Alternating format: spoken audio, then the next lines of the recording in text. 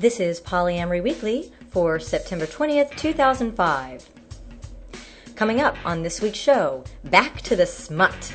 Amy Guerin talks about coming out professionally, how to be the new one, are we all happy in the same way, and good media for poly.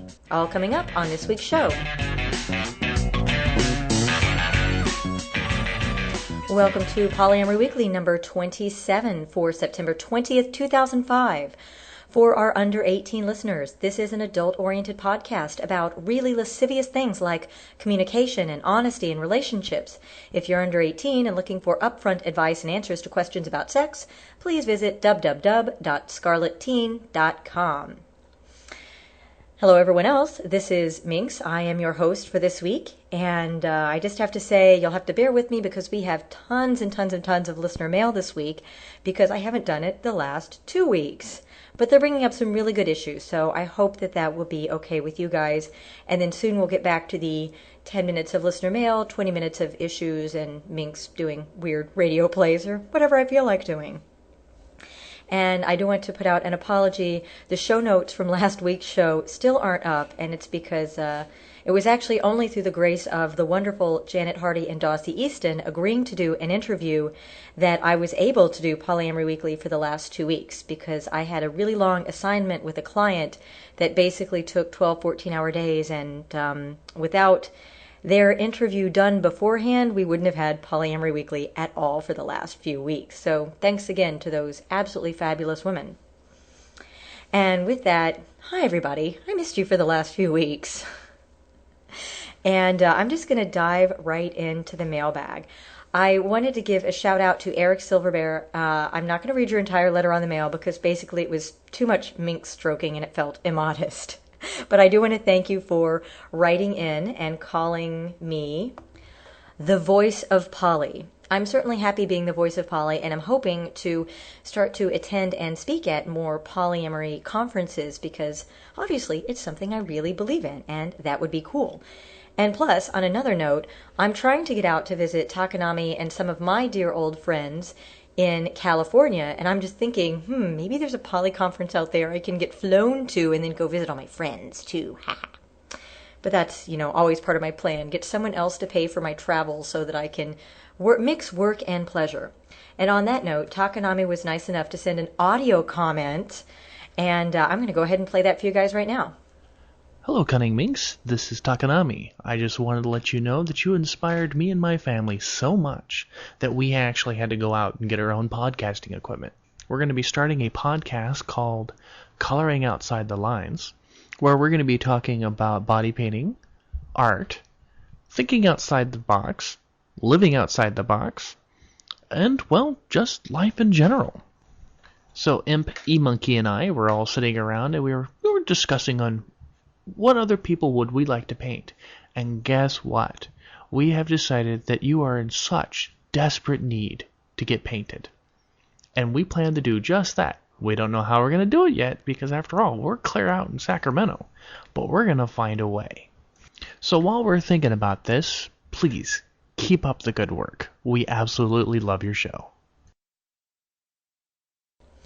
So thanks, Takanami. Gorgeous voice, by the way. Can't wait to hear your podcast. It sounds fabulous. And yeah, if I ever get out to California, we'll definitely get together and talk poly stuff and paint things. So back to the mailbag, and a lot of these are older, so you'll forgive me for reading them now. Cayman wrote in and said, just thought I'd drop you a line and thank you for your podcast. I'm very much a monogamous individual. Shout out hello to all the monogamists listening today. But your show is informative and useful regardless. On the subject of show 28, cocks and fucking, cocks and fucking. I think the reason all of us, quote, pervs, really enjoy that show is for the same reason a lot of pervs enjoy Violet Blue's show. It's fun to hear about a woman genuinely enjoying sex. There are lots of women who claim to, and a lot of women who do, but few women seem to admit it and articulate it as well as you and Violet. Just an observation. As to whether you're a geek or not, I think that Babylon 5 plus Monty Python quoting plus SNL quoting equals one minxy geek. And thanks, Cayman, for writing in. I read this because, I think you have an excellent point that, never minding the pervy aspect of you see the word cock and you want to download it, That's actually a very good point, and I'll share with you guys that for a long time, I, wasn't comfortable talking about sex. As a matter of fact, I was in a long-term monogamous relationship for 7 years, didn't really have sex for 6 of them. Oh, wait, sorry, 6 years, didn't have sex for 5 of them. And none of my friends knew. They saw us being affectionate in public and thought everything was fine because I really wasn't comfortable talking about, my girlfriends didn't talk about sex. They would just do the wink, wink, nudge, nudge every now and then. But I never knew what was really going on. We didn't sit down and talk about how do you have your orgasm? Do you like to do this? Do you like to do that? How do you get in the mood when you don't? Like just the real practical stuff about sex. Plus, taking joy in all the enjoyment part. It was all sort of the, Monty Python wink, wink, nudge, nudge sort of thing. And that's one of the reasons that I'm such a proponent of talking about it now, whether it be, being titillating and sharing the joy in this, and whether it's actually sexy, or if it's just sitting down and talking about, hey, here's how my clit is, or, here's the position that I prefer, or here's an issue that I had. What do I do in this case? If it's more clinical. I just think it's so important to talk about it because, the amoebas aside, sex and sexuality are a really important part of 99% of the population's lives. But all we tend to see is the stuff that's on TV, and, well, we all know how accurate that is. Huh. Anyway, don't get me started. I'll do another show on that about like Minx's impressions of what she thought sex was supposed to be like because I only got information from the media, not from books or from my friends. But that's another show.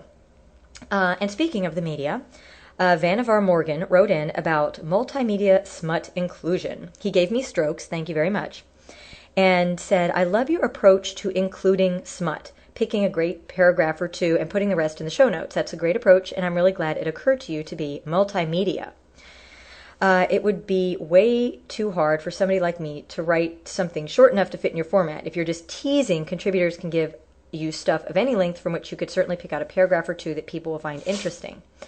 And thanks. Actually, I was really uncertain about how to do things because to read an entire story would certainly take up the entire podcast, and I don't really generally have time to do an extra edition just for smut.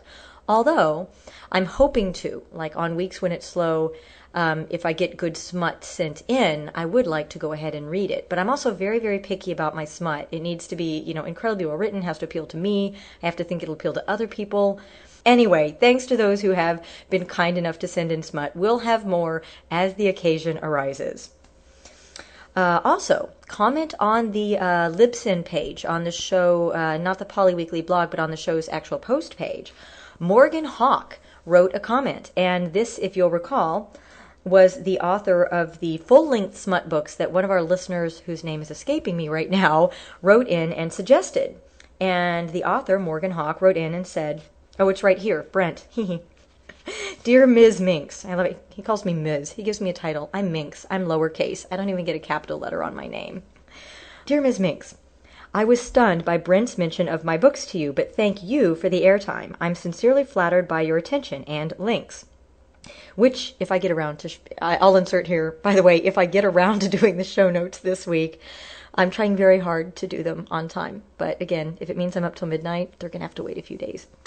The main reason those books are written, frustration. There were quite a number of erotic stories about threesomes, but none of them, at the time, ended with a mutual happy ending with all 3 participants making a life together. Someone was always left out. I thought that was just wrong. As a veteran of one too many, let's add a third to our sex life, and then being summarily tossed out, I wanted a happy ending, damn it. Even if I had to write it myself. Why the male-female-male combination as opposed to 2 women and 1 guy? Because I write in the new genre of women's adult pulp fiction, more commonly known as erotic romance. Unlike traditional erotica, which is read primarily by men, erotic romance is read primarily by women. Women like MFM combinations for all the same reasons that men like FMF combos. At least, that's what my sales numbers tell me. Well, Morgan, I think that is a really good sign. People are buying it and giving you money. I think that's a pretty good sign you're on the right track. He continues, thank you again. And you have my permission to read excerpts from any of my books you care to read from. And again, this is the author of Victorious Star, Fallen Star, and his work is all available at www.darkerotica.net or at www.darkerotica.blogspot.com. So, and I didn't, again, any new material to Polly Weekly has been on hold for about 3 weeks, but I do want to contact him and see if he'll send me excerpts of his favorite section, since there's a small chance, only a very small chance that I'll actually be able to have time to order and read and choose my favorite sections of these books really soon. Now that I'm back, yes, we are going to get a little more erotica in, just peppered in every now and then. And next up, we have a helpful tip from Gray Dancer, who sent in this audio comment. Hey there, Minx. This is Gray Dancer coming to you from Madison, and I just wanted to share a little bit. We had an experience the other night where I was doing a shibari rope bondage performance, which you can catch a glimpse of at my podcast, www.graydancer.com/ropeweekly, or just look for Rope Weekly on iTunes. Oh, this is turning into a promo, isn't it? I meant to give you a comment. Oh, my comment, yes. Well, in regards to this performance, I came home late at night, very happy with the performance, and Genevieve, my wife, and I noticed there, leaning against the door, a beautiful yellow rose. Now, my first thought, since I knew you were in town at that time visiting your lover, Fencer T, I thought you had been really sweet, and since you're from Texas originally, I thought maybe you had left me a yellow rose to kind of congratulate me on the performance and things like that. However, as you informed me the next day, that was not the case, and it turns out that the number 2 and number 3 candidates I thought might have left the rose didn't leave them either. So perhaps it wasn't even for me. And it came to mind that perhaps one of the other rules of polyamory is that if you're going to leave flowers at a house that contains any number of teenage children as well as 2 actively polyamorous adults, it's a good idea to be very, very specific as to who the rose or who the flowers are for and who they're from. Because, well, it's a beautiful rose sitting right here on my desk, but I have no idea who to thank for it. So, just a little word to the wise, to those of you out there in the polyamory dating world. This is Gray Dancer from Rope. We're experiencing technical difficulties. I think I just kissed you too hard last time, love. This is Gray Dancer from Rope Weekly, signing off. Thanks, Gray Dancer. Actually, I'll share that there was a very funny moment in the coffee shop where I was meeting with Tech Dragon that day, and I pulled out my phone with the cute coffee shop guy, whom I should say I've been flirting with off and on for the last few months. Although he pretty much flirts with everything that moves and walks into the coffee shop. So he was wrangling for a date. I pulled out my phone to call Fencer T because I was a little late for our lunch, and I said, "Oh, I'm going to call my lover," which sent him into, gales of laughter. I guess that was really funny. And then when I picked up my phone, I saw that Gray Dancer had text messaged me, "Performance went great, thanks for the rose." And I read that out loud, looked up at Tech Dragon and said, "I didn't send him a rose. I'm going to text him right now." So I sat there and texted, if that's a word, "That wasn't me," to my boyfriend, which of course sent cute coffee shop guy into nervous, excited, and extremely curious laughter. So thanks for the comment, Gray Dancer. Amy Guerin, you may remember I mentioned her in a previous show, made some corrections on the Poly Weekly live journal blog on her coming out story. And it's a very long comment, but I'm going to read it in its entirety. And the reason is that I mentioned before that Amy Guerin decided to come out professionally as polyamorous, and I made a mistake. She corrects it in her entry in her comment to the blog.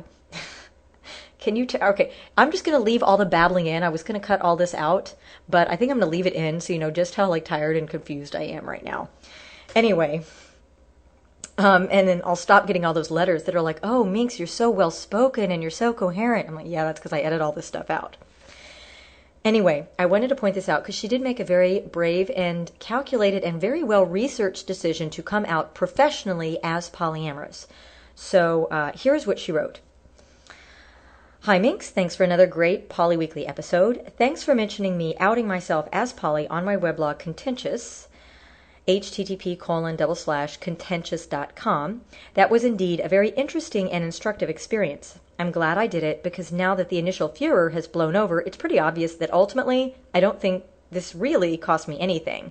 My readership certainly hasn't declined, and I'm still getting consulting work from new clients, so I don't think this was a bad move. Ultimately, for me, it's just easier to be out as poly. I'm not really good at hiding or lying, even through omission. I probably would have tripped myself up at some point and then faced awkward questions. Now it's out there, and I don't have to stress about compartmentalizing that aspect of who I am, and generally, most people don't seem to care. Also, now no one has the power to threaten me with outing. I don't believe in giving people that sort of power over me. I also outed myself in part from a desire to make the poly community at least a bit more visible in everyday life. As you know, most people have never heard of polyamory. Even though I've been poly by disposition all my life, I went through a lot of stress just because I didn't know this was a viable option. And I have to stop here and insert because I'm afraid I'll forget to do it if I wait till the end of the comment. Amen, sister. I mean, I always thought, I even had fantasies about falling in love with not sexual fantasies. I've had fantasies from a young age of falling in love with one person and then falling in love with another person. And I kept stopping myself going, oh, that's wrong. Minx, you're really screwed up. She continues, I didn't know my community existed. If I can do a small amount to prevent some other poly person from undergoing similar stress, that's fine. We're here, we exist, and we're not irresponsible nymphomaniacs or three-headed monsters. We just do relationships a bit differently, that's all. I'd like to correct a couple of things you said in your show. First of all, I outed myself publicly at the recent Blog Her, http://blogher.org conference for female webloggers. This was in a comment I made towards the end of the How to Get Naked, and that's at www.itconversations.com/shows/detail622.html panel discussion. I wasn't on the panel, I just spoke up from the audience at the very end. It was a great session, and I'd recommend that your readers and listeners check it out. That link, by the way, that I just said, is to downloadable audio. That caused a bit of a stir, both positive and negative. After that, I explained on Contentious. blog.contentious.com/archives/2005/08/OA//OY-I-outed-myself-at-blog And I normally don't say a link that long, but on the chance that it may be another week before I have time to do show notes, I'm giving you the whole link now just in case. Why I outed myself at Blog Her. That caused more stir, and several people warned me that I was sabotaging my reputation and career by making this move. Keep in mind, this wasn't even blogging about polyamory per se. This was the reaction I got by simply mentioning in public that I happened to be poly, and including a brief explanation of what polyamory is, with a link to a relevant resource. That's it. That's all I did. And some people got very freaked by this initially.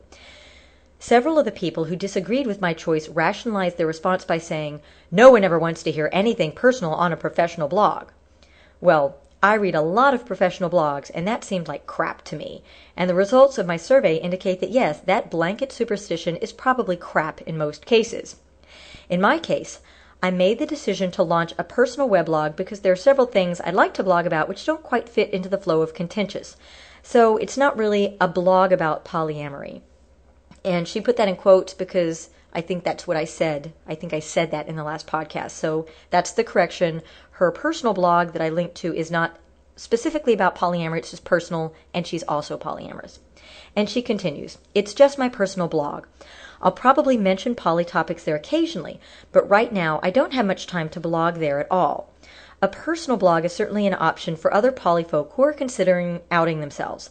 However, if you don't feel like starting another online presence, that takes work after all, look at the results of my survey, which is on Contentious, and look at my personal experience. This probably isn't going to be the huge negative deal that people are warning you about.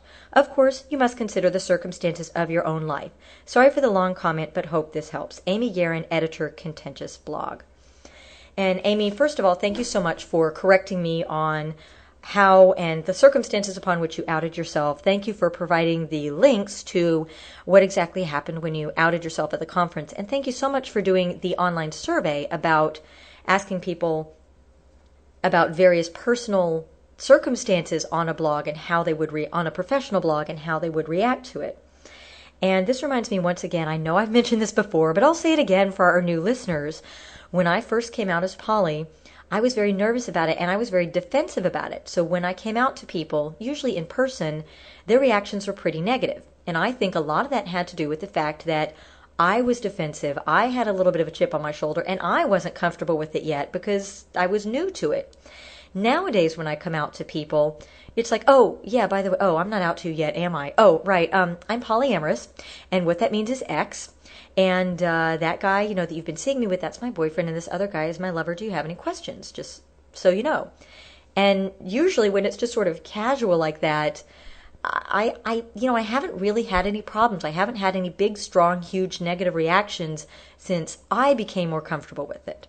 So thanks again to Amy for writing about a good experience with coming out with polyamory, and it really wasn't as big of a deal as most people fear.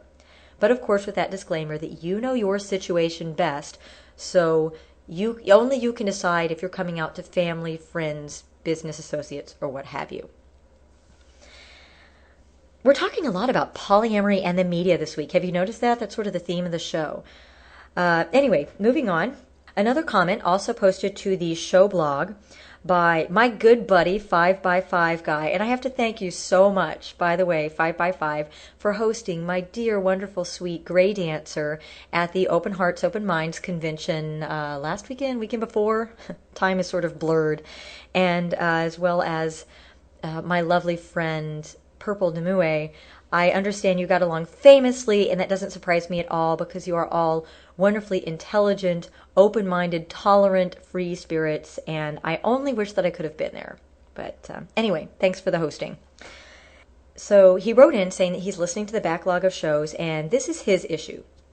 Now my comments. First, I find that a lot of the discussion seems more pertinent to those who are already in established poly relationships, despite having been in a loving relationship with another man for nearly 11 years, 8 of which were open. I now find myself, as you know, a single boy again.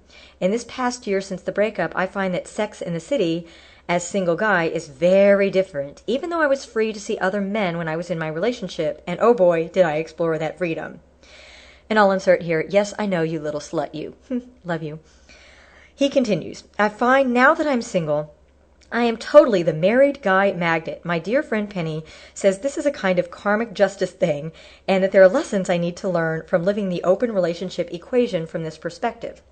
As a poly-inclined person, I of course reject the cliched notion of being the other woman, sad and lonely and desperate to collect the crumbs of affection from my married lovers when he can sneak away to be with me.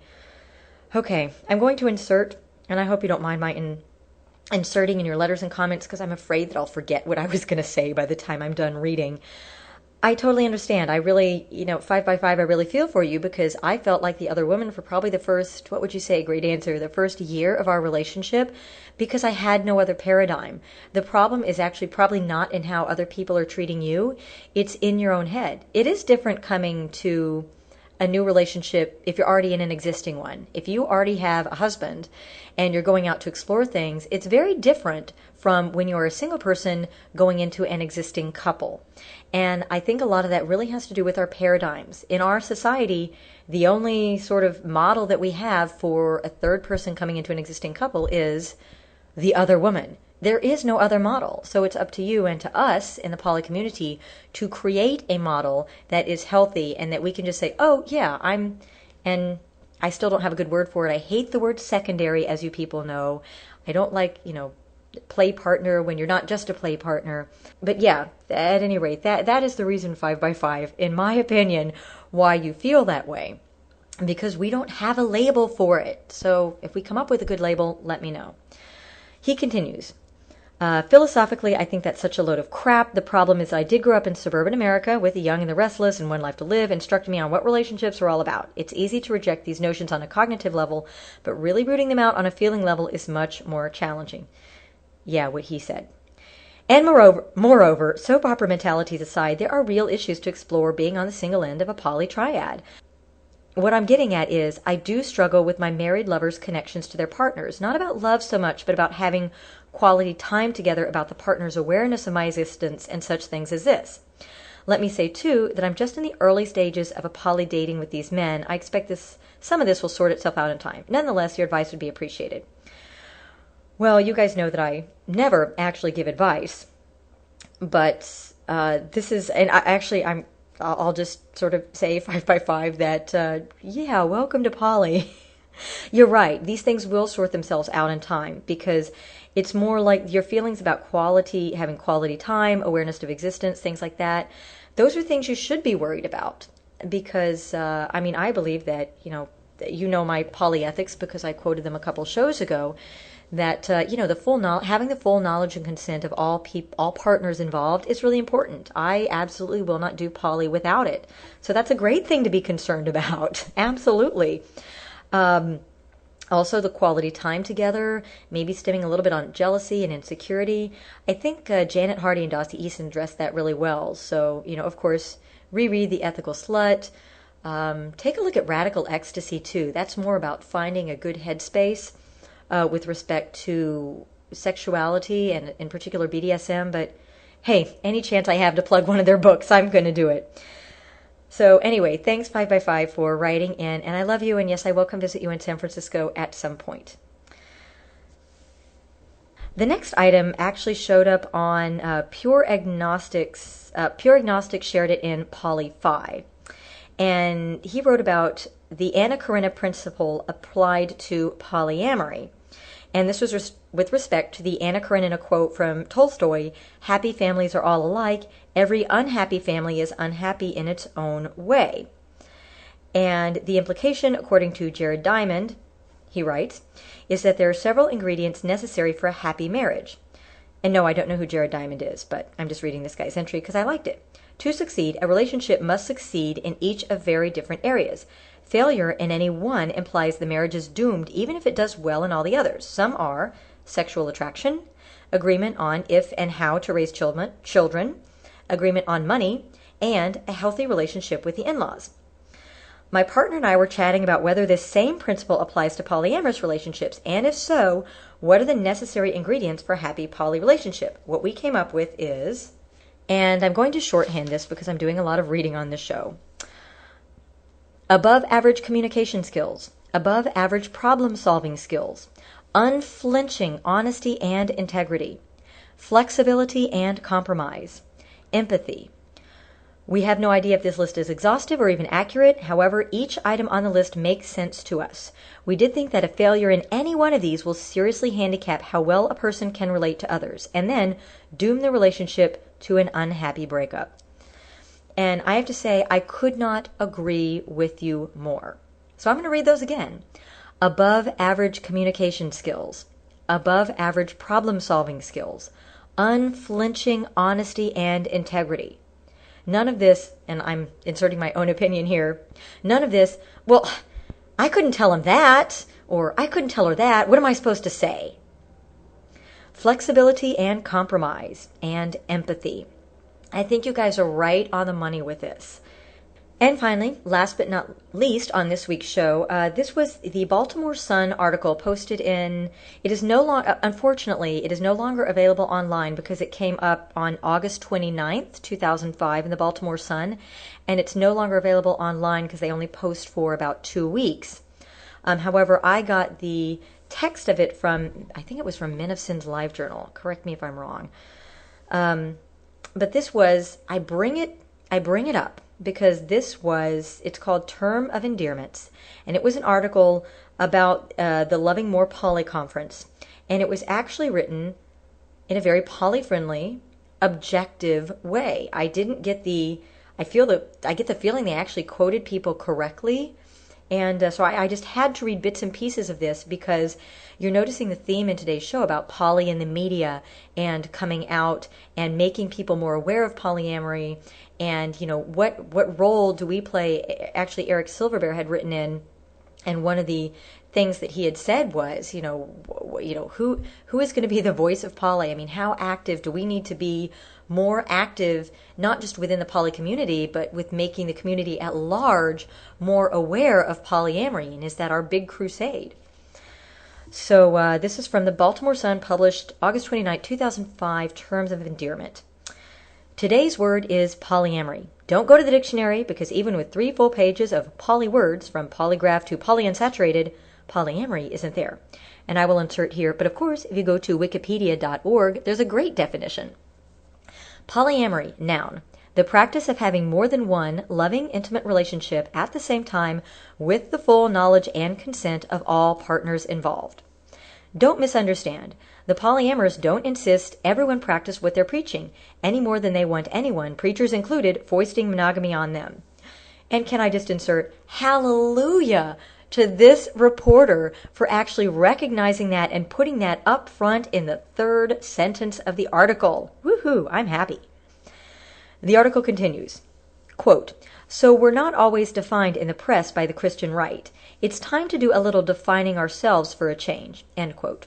Robin Trask, managing editor of Loving More magazine, sponsor of the conference, told participants at a welcoming session Friday night. I skip a little bit. Quote, "I'm a polyamorous psychotherapist," end quote, said Nan Wise, attending the conference from West Orange, New Jersey. Quote, "I've been in a relationship with my husband for 30 years, but this is not him," end quote, she said of the man who stood with his arms wrapped around her. Quote, "My husband and I were monogamous, but then we found we could be very happy having our primary relationship and sharing our lives with other people as well," Wise said. "Nobody has the right to tell you how your relationships are supposed to look." Okay, I'm going to say here again that this "nobody has the right to tell you how your relationships are supposed to look," that is in the front page of the article. This is 1, 2, 3, 4, 5, I don't know, a few paragraphs down, but it's right there up front in the article.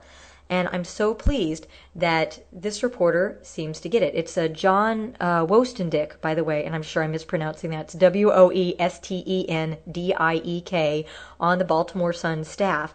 And I have to give him kudos for, putting what people actually say about polyamory and why they do it right up front and not, talking about the more salacious aspects up front.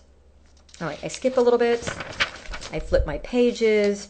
Oh, and even, there's a section on definitions where he defines the term compersion, NRE, mentions the book Ethical Slut, although he calls it Ethical Sluts instead of The Ethical Slut.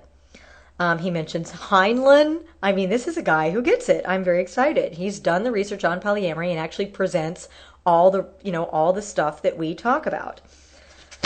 I flip more pages. It's a very long article, and I of course, we don't have time to read all of it. Okay, this is, again, Robin Trask. And he writes, "Not until she was in her mid-20s and after several broken engagements in therapy did she realize that she wasn't alone, and that the average American girl, programmed by society to believe her one perfect soulmate is out there, can indeed find Mr. Right, and Mr. Also Right, and Mr. He's Right Too." Quote, "It finally dawned on me. Maybe I'm just not monogamous," said Trask, 41. "We're programmed that way from birth, but I want people to know there is a choice. If someone is monogamous, that's great." She added, "But I don't think humans by nature are monogamous. The true definition is having one sexual partner all your life, and very few people do that. Studies show 60% of men and 50% of women have had an affair in their marriages. We tend to judge relationships on how long they last. But people who've been together 25 years in separate bedrooms watching separate TVs because they don't want to talk to each other, should we consider that a successful marriage?" That's my breath of fresh air. Isn't that wonderful? I know we talk about, communication issues and blah, blah, blah, but this is so wonderful to hear. So thank you so much, Robin Trask, for saying that. And thank you so much to the Baltimore Sun for reporting it. I'm getting all excited about happy, positive poly media, or at least fair poly in the media. And the article goes on to talk about polygamy, polygyny, polyandry. I flip more pages, swinging, non-monogamy, blah, blah, blah. And the final quote of the article is, by Ken Haslam, a retired anesthesiologist from Galena who is unmarried but has a partner of 12 years, quote, and 3 or 4 others, quote, summed it up this way, quote, polyamory is just like monogamy, but with more people. Isn't that a great way to end the podcast? I think so. Thank you so much to everyone who has written in. If you want to get hold of me, I'm at cunningminx, CUNNINGMINX @gmail.com. Sometimes if I've got a show, it takes me a little while to answer the email, but I do very much enjoy your emails, and everyone, I enjoy it when you share your stories and your opinions with me, especially if they're a little different from mine or if you have an insight that I haven't brought up on the show yet. I'm especially interested lately in if you have thoughts or opinions on polyamory in the media and what our role should be as members of the poly community, if we should stay to ourselves, if we should go on a crusade, and how exactly we should go about doing that. So opinions, comments, questions, erotica, smut, email me, cunningminx @gmail.com, or you can always call the listener comment line at area code 206-600-5677, or hey, you can email me an audio comment like Takanami did, and I'd be happy to play it on the show. Thanks again to everyone who wrote in. And next week we'll be back to our regular format, so keep those cards and letters coming. Thanks so much for listening, and welcome to all our new listeners. I see in our Libsyn numbers that we are well over 1,000 downloads for each episode of Polyamory Weekly. So thanks so much to everyone for referring their friends and listening, and that's enough babbling. So thanks very much for listening, everyone, and remember, it's not always about the sex.